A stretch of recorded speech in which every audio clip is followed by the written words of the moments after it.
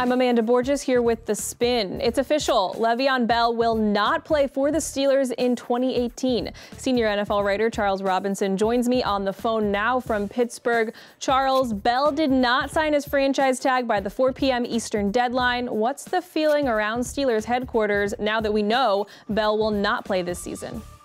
I think there's still some frustration, but it's definitely resignation at this stage. Mike Tomlin spoke this morning, was asked about Bell, and, you could just tell Mike Tomlin's just ready to move on. So he essentially said, so be it. If he can't coach VeonBell again, if it's over, so be it.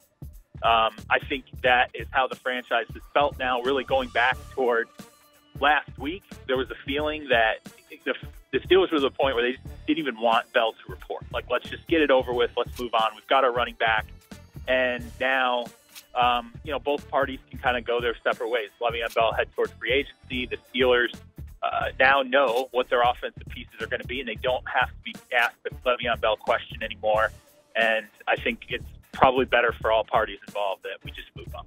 Looking forward now, what's the future for both Le'Veon and the Steelers? Is he done in Pittsburgh, and how could this actually help the team in the long term? I think he's done. For the Steelers to bring him back now, he's headed towards free agency. If they're going to put another franchise tag on him, that's the third consecutive franchise tag. That would be the quarterback franchise tag, meaning the top 5 average salaries of the top 5 quarterbacks, which is going to be north of $25 million for one season. The Steelers aren't paying VeonBell $25 million for one season. So I would say that he is finished.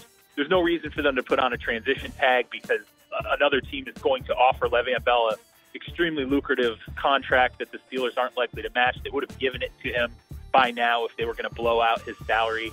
Plus, they have James Conner, who's the starting running back now. He's cheap, and he's shown he's more than able to meet the Bell standard, if not exceed it.